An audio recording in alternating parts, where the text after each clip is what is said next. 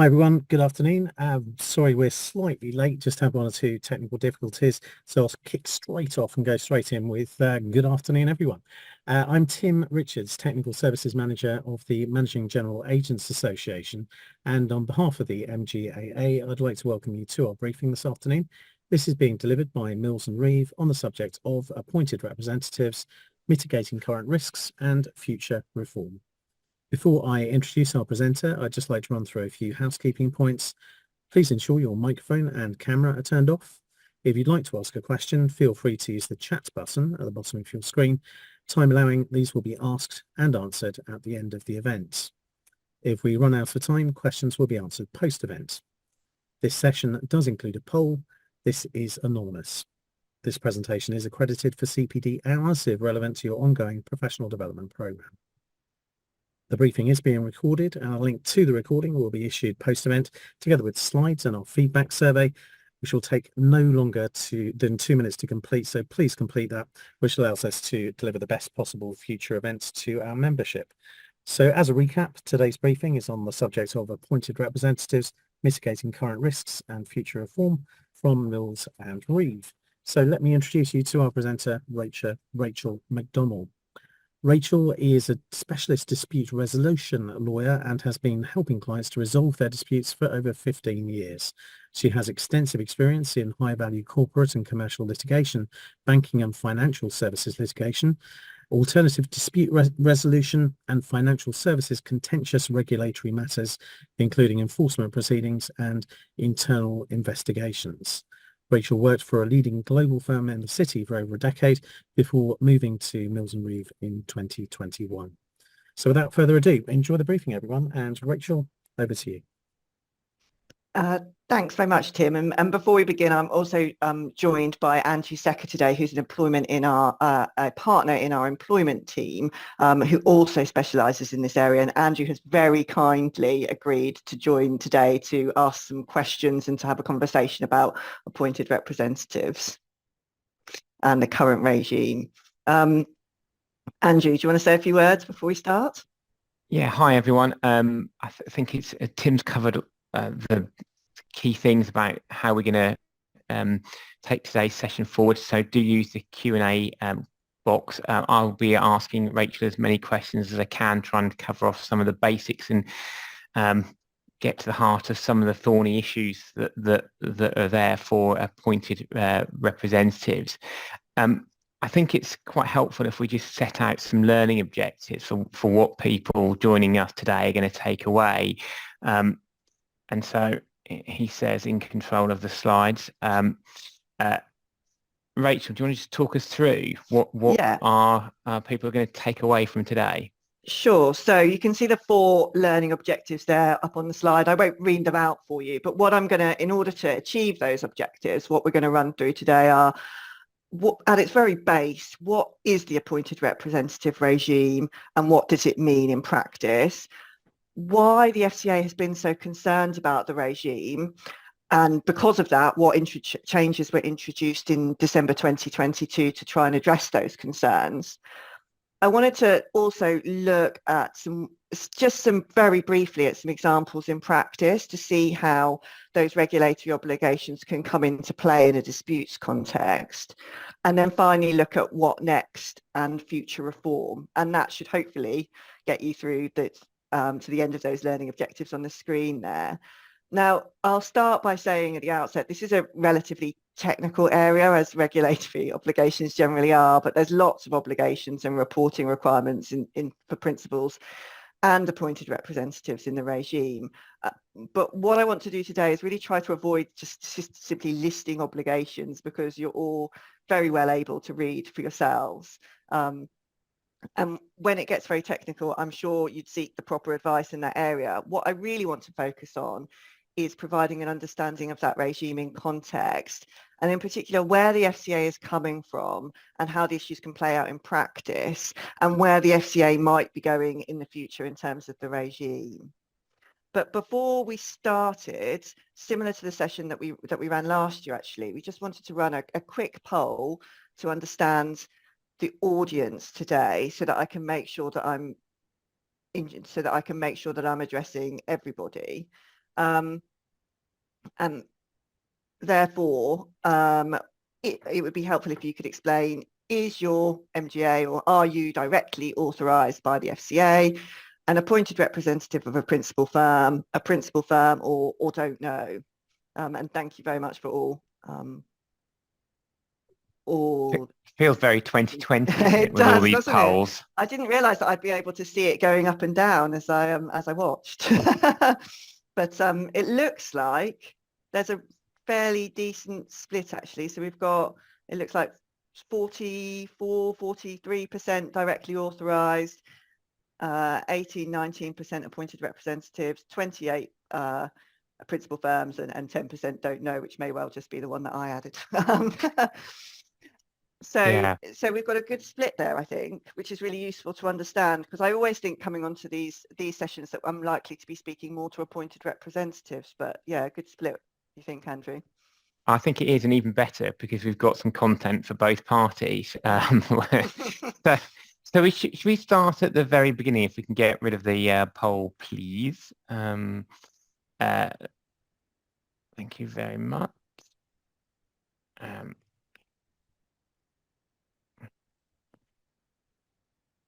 Yeah. So this one. There we go. Thinking about this at its basic level, there's a lot of talk about whether the AR kind of regime is just a way of bypassing regulation. But do you want to just keep it at a high level and say, okay, what's this structure all about? Great, yeah. So yeah, taking it back to first principles, the general rule is that to carry on regulated activities in the UK, so in the insurance context, for example, arranging contracts of insurance, assisting with the administration of contracts insurance, and other activities, you must be either authorised directly by the FCA or exempt. And a person who's an appointed representative is exempt and therefore does not need to be directly authorised themselves. And at its core, an appointed representative is a person who conducts regulated activities and acts on behalf of a firm which is directly authorised by the FCA, known as a principal firm. And so there are lots and lots of rules that govern the way in which appointed representatives act on behalf of principals. But at its core, an appointed representative must carry on business for which their principal has accepted responsibility in writing. And there needs to be a formal written contract between the AR and the principal that permits or requires that AR to carry on business of a prescribed description. And there's a list of different activities, different regulated activities that ARs are able to carry out, which you would anticipate you would need various insurance related regulated activities among others. And then that AR must comply with the requirements that are prescribed, and it means that the AR is essentially using the principal's regulatory permissions to carry out those activities. Now the diagram there shows one AR, but more often than not that principal firm will have a number of ARs, and sometimes, you know, it can have tens of ARs or hundreds of ARs. But the key point really is that the principal of the appointed representative, as we say on the screen there, is responsible to the same extent as if it had expressly permitted the conduct that the AR carries out, provided that it has accepted that responsibility in writing. So that seems to me like it's not actually a way of getting around regulation, because the principal still has the same sort of obligations as they would have done the activity themselves. So what are the benefits of this regime if you're looking at sort of this and getting involved in this type of activity?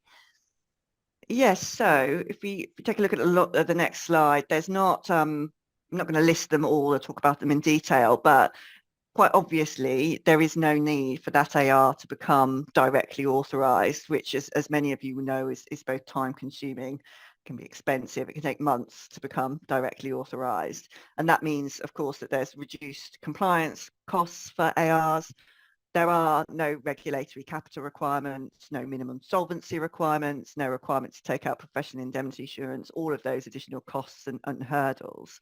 So you can see why it helps, ARs who are just sort of getting off the ground, or, not to make that specific significant investment at an early stage. For principals, on the other hand, it can enable companies to more easily distribute through third parties. In the MGA space, you often see it used when insurers are trying to access more niche markets, and it is a relatively quick and easy way to introduce new business lines. So there are numerous benefits to the regime. And presumably, like any good legal presentation, when we said there's some benefits, you're going to now talk to us about the drawbacks. Yeah, indeed. So it's the principal that has the regulatory permissions, and so it's the principal that has to take responsibility for the prescribed regulated activities of its appointed representatives, which means that basically it's responsible for all AR's actions. And that can leave principals exposed to regulatory risk and potentially even civil actions based on the activities of its ARs. And you can see that means that there's really a big burden placed on the principal in terms of costs and time and monitoring. And the greater number of appointed representatives, the greater the burden. The FCA has been particularly critical of networks, for example. So those, there's a technical definition, but broadly those with 5 appointed representatives or more. Because you can see there that the FCA will have concerns that with that burden, there's a question of whether principals are actually complying with their obligations to make sure that appointed representatives are acting compliantly, and whether they have sufficient oversight of those activities. Now, the FCA, sorry, Andy. No, you go. So the FCA has seen a wide range of harm across every sector. It says from including insurance, where there's a focus on NARs, and obviously the FCA is really focused on preventing harm to consumers and markets. And you can see from my slide there that following the work in 2022, the FCA found that principals caused between 50 and 400% more supervisory cases than non-principals, and that there was a lack of understanding of the regime across the market, with the view being that it was an easy way to sort of access regulated activities without really making sure that you're in compliance. And it's really proven a fertile ground for FCA enforcement actions. In fact, I worked on one of the key cases in this area as long ago as 2015, where I acted for the CEO of a compliance network, and which involved many appointed representatives. And the same issues arose in that case as are still talked about today by the FCA, and which the new rules, which I'll come on to talk about in a moment, sought to address. So basically insufficient monitoring and oversight. Now in that case, the CEO was ultimately fined nearly £90,000 after several years of enforcement action. And he ended up in a form of trial in the upper tribunal. So the challenges with the AR system and the regime are really not to be underestimated. And have you seen a sort of a response to some of this? Because we've seen the FCA become far more interventionist, if that's a word, over the last few years, whether you're looking at it, the SMCR that was introduced more broadly, focus on fit and proper, and in, dare I say it, in a slight advance notice about a future event about non-financial misconduct. So in this space, what's it that the FCA have been doing, and almost why has it taken them this long to look at this area? I think a real barrier for the FCA taking the action introducing the new rules that it did in December 2022, which are sort of on the next slide, was the fact that it didn't have a great deal of visibility. There was a lack of data and reporting on appointed representatives. So to an extent, the FCA didn't really know what they were dealing with. So that, I think, in part led to some of the changes introduced in December 2022, really to make it more prescriptive in terms of requiring principals to provide additional information about ARs and make additional notifications to the FCA, and also just to clarify and enhance the FCA's expectations of principals and their responsibilities. So you can see there, this is an extract from the FCA's website about principals' responsibilities. Now, some of these rules were already in place prior to December 2022, and some of them are new rules. And rest assured, I'm not going to go into each specific aspect today, but I think one really key aspect, and maybe that's from a sort of disputes lawyer perspective, is that requirement on principals to consider termination of AR relationships at various points and how and when to terminate the arrangement, so that the contract between ARs and principals is much more prescriptive, as are the specific supervision requirements. And if you go to the next slide, you can see equally the oversight requirements. So the requirement to assess senior management, to put safeguards in place, to regularly assess whether controls and resources are adequate, and assessing the risk of harm. And one of the messages from the FCA has been, yeah, okay, so an AR, it's a different entity, but you principal firms need to treat employees of ARs as though they are the same as your employees for the purpose of regulatory compliance.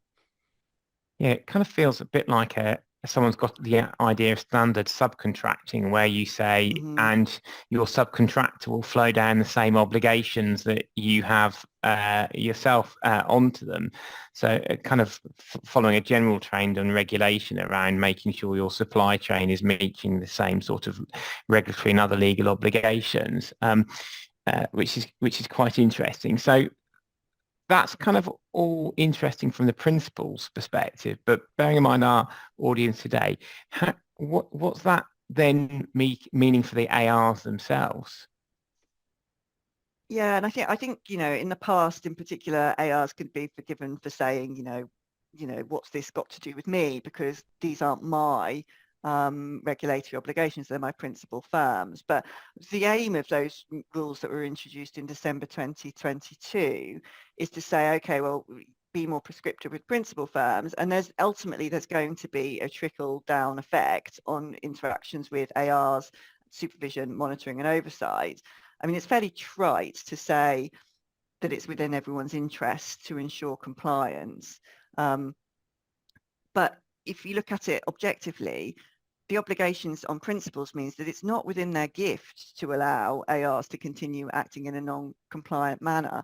They're now obliged to consider termination in various situations, including, where issues have been identified and they cannot be or have not been remediated within a reasonable time period. And they're going to come under criticism at its lowest and, enforcement action at its highest if they don't comply with those obligations, which are now much more specific. And so for ARs, you're thinking, well, you need to comply with that, with the obligations too, because you're risking termination if you don't, because the risk profile has really changed. I think another aspect, of course, is, ARs also remain at risk of civil litigation for failures too, from, those further down the chain, whether that's consumers or other counterparties. And for an appointed representative, what strikes me is sort of key is what are the prescribed activities for which the principal has taken responsibility. So if the AR is undertaking work outside of those prescribed activities, then the principal isn't going to be responsible for that. The AR is. So I gave a presentation last year about that, actually, what happens if ARs go outside of their prescribed responsibilities and the breach of the regulatory prohibition. So I'm not going to go over that ground today, but it is worth thinking about, because there is that sort of shift in terms of regulatory risk, making sure that ARs are acting within the scope of their prescribed responsibilities. Yeah, it sounds like that's going to be the key here in terms of making sure you don't inadvertently fall into a more regulated activity than otherwise would be the case, and also try to think about how you take your own compliance approach to something that technically doesn't comply with you, but you need to, for example, assess senior management. Have you got a couple of worked examples we can just talk through, so to kind of illustrate this, bring it to life a little bit? Yeah, so I think it might be the next slide. We've got a couple of scenarios, one with sort of consumers at the end and one with a quite angry looking counterparty. But we have had situations where consumers have suffered loss, and there are questions then in the civil litigation context about where that liability falls. And as I said a moment ago, it can often depend on the terms of the AR agreement and whether the AR was acting within its scope. So in addition to the regulatory risk of carrying on prescribed activities, or activities which are not falling within that prescribed regulated activity in the AR contract, there's also a civil litigation risk. So it's been put in case law, and you'll be pleased to know I'm not going to talk about the details of case law today, but as the sort of what and the how. And broadly what that means is, well, a what is the activity that the AR is carrying out. And if that's within the prescribed activities in the AR agreement, then the principal is going to be responsible for those activities, regardless of the how that activity is being carried out. So here you have a situation where both the AR and the principal firm in certain contexts are at risk of claims by consumers as you go up through the chain. Now, presumably the angry face wasn't just for comedic effect. Do you want to talk to us about that example? Sure. So the second example there about the angry counterparties, and we're seeing this more and more. I don't need to tell you guys that the insurance distribution chains can be fairly long and complex. And if you have a situation where someone within that chain isn't complying, you can very quickly, particularly in the regulatory context with consumers at play and the risk of harm, get yourself into quite a difficult situation. So we had a situation last year in an insurance distribution chain where the AR in the middle there wasn't operating as it should have been, and it was in financial distress, which again is not that uncommon given the environment. So actually it was arguably a can't rather than a won't comply. And our client was a counterparty that relied on them carrying out their activities. And when you're in that can't rather than won't situation, you really don't have a huge amount of leverage against that entity because they would comply if they were able to. And in that scenario, we were able to approach the principal firm right at the top and say, and ask some searching questions based on its own regulatory obligations. So had it considered terminating the AR agreement, whether it should be stepping in to ensure the AR would or could perform. And in a disputes context, that can really provide some useful leverage and negotiation points to try and resolve an issue, to bring more people into the realm and essentially share the load of what is looking like the angry counterparty's problem. So you make it not just the AR's problem, it's the principals and drag potentially the people in with the deeper pockets. Yeah. It's quite a clever tactic. Okay, so perhaps this is kind of getting into the really interesting bits about takeaways. Not sadly what I'm thinking about for the tea this evening, but if it's sitting in our audience perspective, what can and should you do now? Sure, yeah. So if you're a principal firm, it's pretty clear, and I'm hoping that the principal firms on the session today have a good understanding of their regulatory obligations as set out by the FCA and comply with them. I mean, that in itself is probably 2 hours of talk and not what the purpose of today's discussion is. But beyond that, I think it's keep it under review your AI numbers and their risk profile, because there's a few things in that. The FCA has been pretty prescriptive about what to do in circumstances where your ARs aren't acting in a compliant manner and where there are potential red flags. So for example, I won't go into all of the guidance, but circumstances in which it might be appropriate to terminate ARs if they're unable to explain satisfactorily the unusually high rates of senior management turnover, or if they're found to have intentionally misled clients or potential clients. Just one of a number of things that you have to keep in mind while you're monitoring them. And then secondly, when you're conducting, continuing that review, the FCA in every field has been quite clear recently about the sort of use it or lose it mentality to regulatory permission. So if you've got an AR out there that's not actually carrying out regulated activity, then they shouldn't be an AR, and they need to be terminated, and the arrangements need to be put in place in a different way. As I say, there's a lot of guidance in the FCA handbook about when termination needs to be considered or notification to the FCA needs to be made. And very broadly, one of those is where there just hasn't been an ability to rectify a situation within a given time frame, particularly where there's a risk of customer harm. So Okay. that's the first bit: review AR numbers and risk profiles. Secondly, and that's a theme throughout today, is be clear about what prescribed activities the AR can and can't undertake under its AR agreement, because that presents a real shift in terms of risk sharing. If your AR is acting outside of its prescribed activities, that's a problem, but it's the AR that's going to be specifically liable for that. But you need to make sure that ideally everybody is on the same page about the activities being undertaken. And then finally, on principles, it's trite, but guidance, monitoring, action, making sure problems are identified, monitored, addressed, and then recorded, because the FCA loves an audit trail. Yes, they do. Although one has to say, be careful what one puts in one's audit trail, but that's a different webinar for all itself. Right. So in terms of then where we are now and what's next, what's the noise from the FCA? So new rules, as I said earlier, they were introduced in December 2022. And then in September last year, the FCA released a web page which contained a whole host of data collected about the AR activities that they were able then to obtain because of the notification obligations and in respect to principal firms that had come in the previous year. And I think they're really keen, buzzwords from the FCA, keen to show that they're taking this data-led approach to the issues and using the data to improve the regime.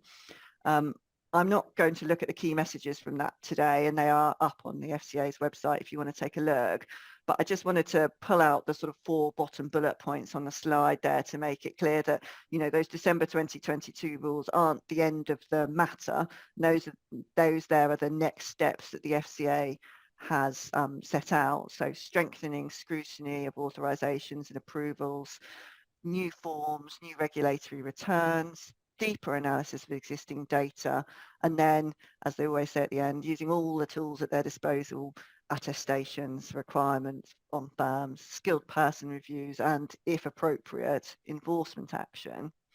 Now, there's also a nod in the feedback to the consumer duty, which came into force in July last year, and the need for compliance in all contexts with the new rules.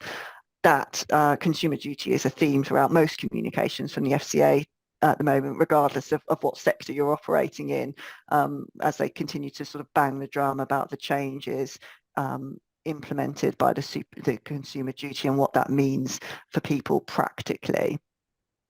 Just also wanted to flag as well that in its annual report, the FCA said that during the year ended 31st of March 23, it had conducted at least 23 enforcement cases into principal firms, and there were a total of 4 ongoing skilled persons reviews on principal firms. So you can see there, 23 enforcement cases, 4 skilled persons review. The risk and intent is very much there. And I just wanted to finally touch on the possibility of future reform. I think the short point is that the FCA and the HMRC have been consulting on options for future reform for some time, but this has been relatively quiet in recent years. I'm going to say we may well hear further on that front at some point this year. However, we were expecting to hear about it last year and we didn't. So I wouldn't be sort of holding my breath to hear further on those consultations. But I wanted to just pick out a few things that they've been suggesting or thinking about as a way to strengthen change or change the regime going forwards. And there are sort of five points on the slide there. The first one being banning or restricting regulatory hosting. And essentially a regulatory host is a principal firm that typically carries out little or no regulated activity itself, and instead it just uses its permissions to oversee appointed representatives. That service is commonly marketed as a sort of additional service alongside other compliance support.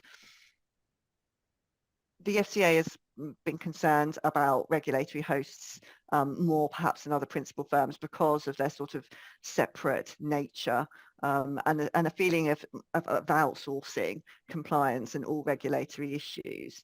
So there's a wide, what they do is they oversee a wide variety of business models. So it's not like they're operating in a particular space or sector, and it's not necessarily that they share commercial objectives with their ARs. So you can see how that creates a slightly different risk profile. I'm quite interested in the one on actions in relation to overseas ARs. What's that one about?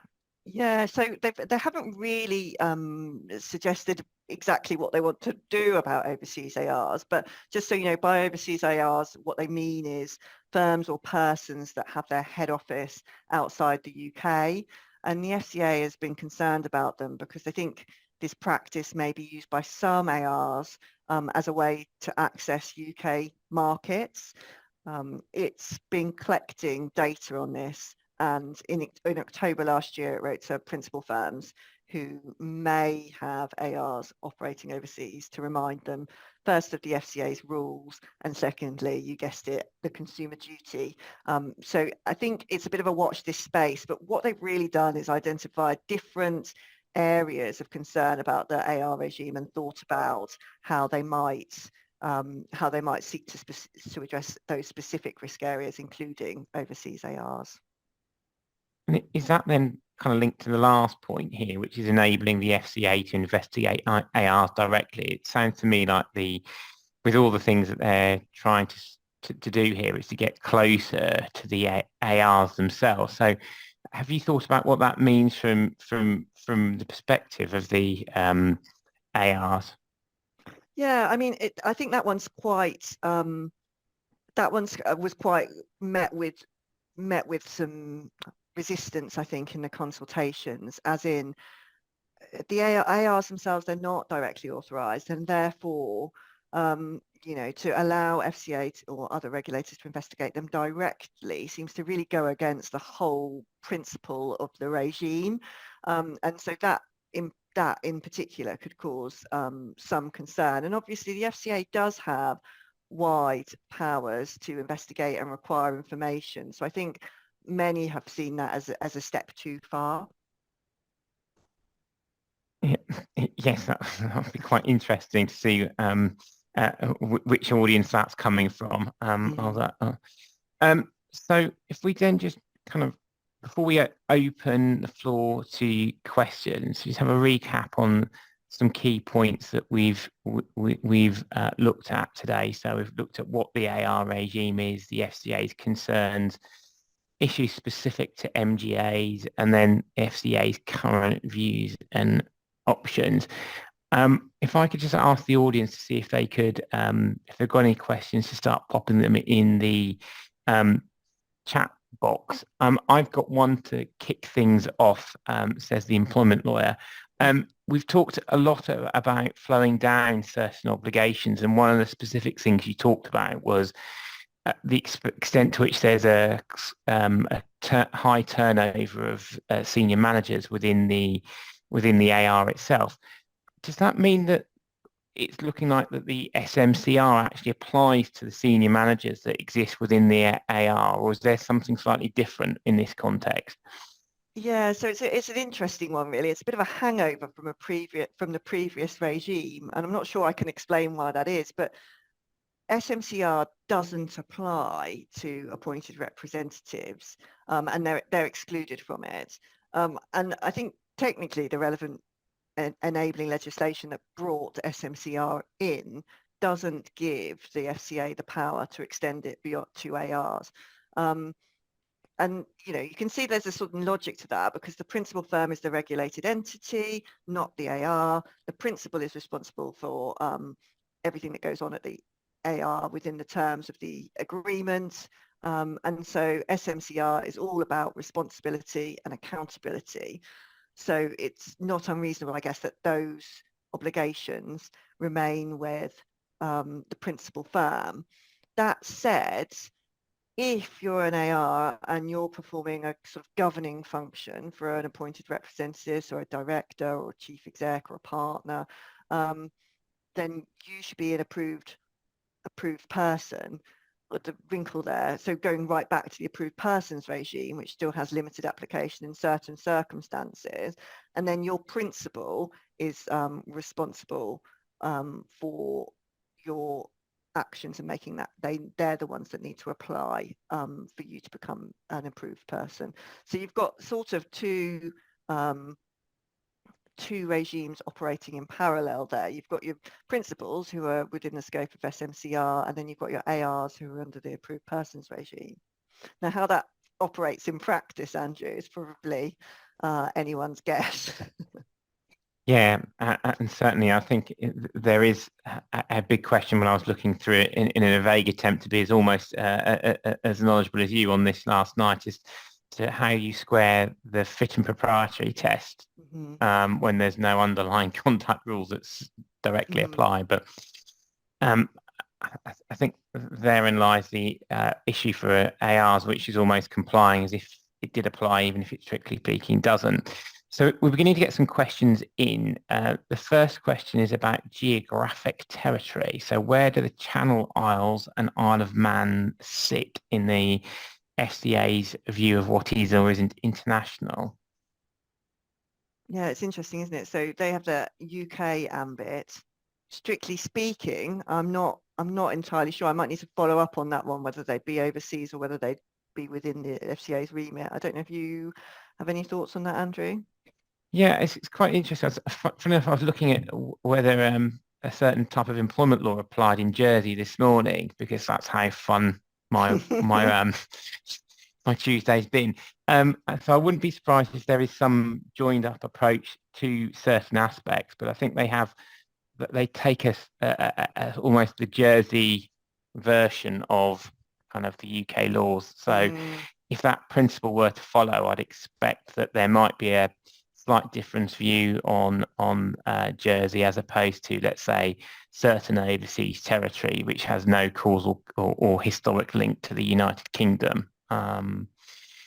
Okay, we've then got a fairly specific question about insurance, which I have to say sounds quite hard, but I'll put you on the spot. PI insurers give retro cover for principal firms and ARs for acts prior to December 2020. Oh, sorry, if I missed a can. Never give lawyer technology. No. PI insurers give retro cover for principal firms and ARs for acts prior to December 22 when new rules in force. So what are our thoughts on giving retro cover on how to assess it before giving it? So I think that's quite an interesting question, trying to look at this from a different perspective and saying, is there a way in which these regulations can be assured against and how to assess that particular risk? Yeah, so they give retro cover for if I understand the question, they give retro cover for pre-December 2022 acts. And what's interesting about that is, you know, ultimately the principal's obligations prior to 2022 in terms of what you're responsible for are the same. You know, you're responsible for the regulated activities of your ARs, provided, of course, that those ARs are acting within their prescribed activities. After 2022, it becomes much more prescriptive about how you exercise that responsibility and how you monitor and supervise. But ultimately, the kind of underlying risk is the same. I don't know if that's the question or not, but you are still responsible. You know, you've got your professional indemnity insurance in place. You know, the idea is that the new rules in 2022 mitigate the risk of claims, for example, but they don't change the underlying responsibility. Yeah. Okay. I'm just having a look at. We've got one person who's asked 3 questions. I'm just Wow. trying to work out.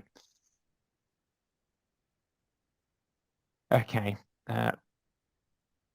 So I'll just try and pick the first question. I think is probably the most. Well, there's, all 3 of them are very good questions, actually. So it says the FCA state that principal firms should treat ARs akin to employer-employee relationships. How far should a principal firm go with this? It's a really interesting question, isn't it? And as an employment lawyer, Andrew, I bet you'd love this too, because ultimately, you have responsibility for them, you have oversight of them, and I think it becomes that point where if you're concerned as a principal firm that your AR is not acting in a compliant manner, then you can ask them to address certain things. You can ask them to take certain actions. In fact, under the agreement, you can probably require them to provide all sorts of information to enable you to assess it. The question then is, if you don't think that they have addressed it, then, ultimately you look to what your contractual remedies are, but you have the biggest nod to what your regulatory obligations are, which is, if you're really concerned and you don't think they're addressing it, then you really have to think about termination.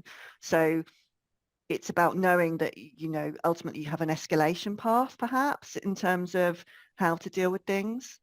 Yeah, and I think it's quite interesting because they're not going to want to have to take the same steps as if it's one of their own employees, Yeah. but they're essentially accountable.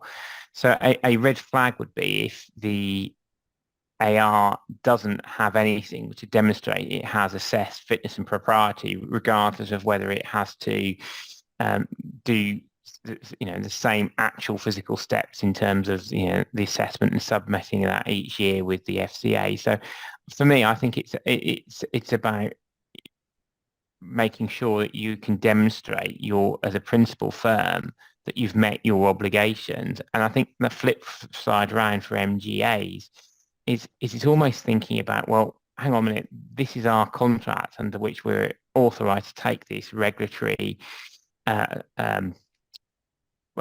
of work.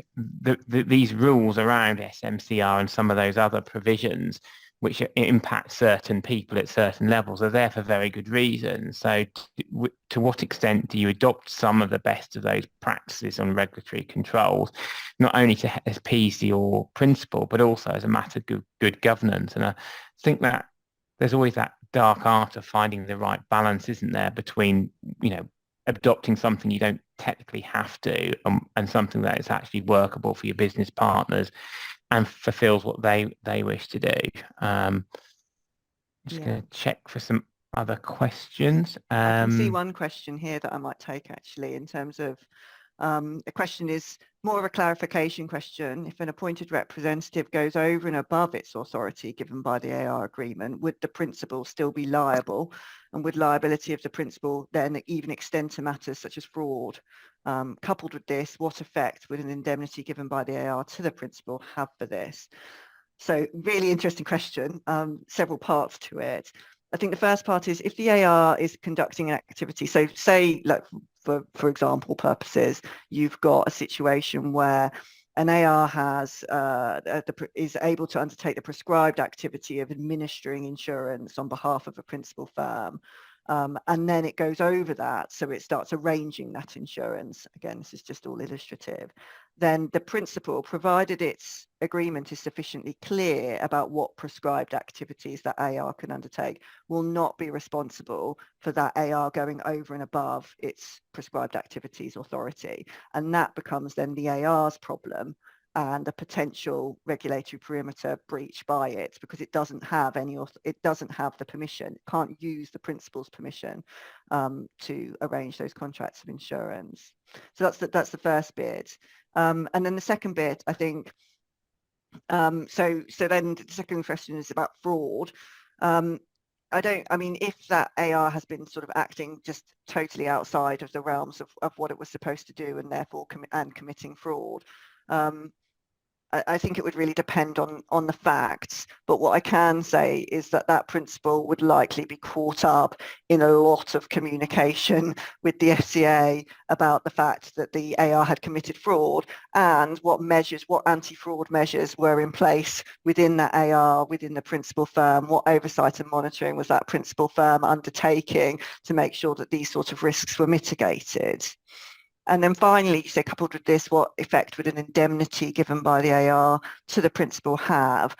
I guess the question is, what indemnity is it providing? Because strictly speaking, regulatory fines, for example, need to be borne by the entity against which that fine has been made. There's some sort of contractual indemnity, then that, in terms of sort of consumer losses, for example, then that may help to mitigate the risk. All that said, the FCA isn't keen on parties trying to shift contractual, shift essentially the burden of their regulatory obligations onto other parties. There's a further question, which I think just picking up where we were at the end of the session. So it's just a question of, when is further regulation of ARs expected? Is it a case of watch this space because the current government are announcing lots of things, but not actually saying where they are, which may be that we're in election year, but who knows? I mean, so the last we heard was that we were meant to hear further. There's been a consultation. You can see, from the presentation that there were lots of different things under review. So it is very much a sort of watch this space as to when FCA and or HMRC come back and say what additional steps they might want to take in those high risk areas. I think one thing though is they're not saying let's abolish the regime altogether. What they seem to have been saying in that consultation is we need to address the higher risk areas of the regime as opposed to a total change.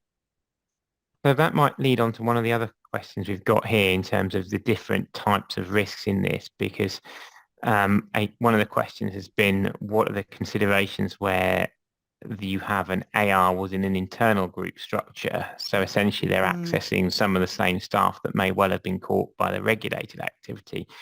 And one would think that's just showing the complexity of this whole sort of setup, because it captures people who are genuinely third parties and who are themselves completely free from regulation, and those who almost have got an internal network who actually, for all intents and purposes, are sharing the same risk. It's just which of the legal entities is regulated. Is there a particular sharp end of focus, do you think, for the AR regime and what the FCA is getting at?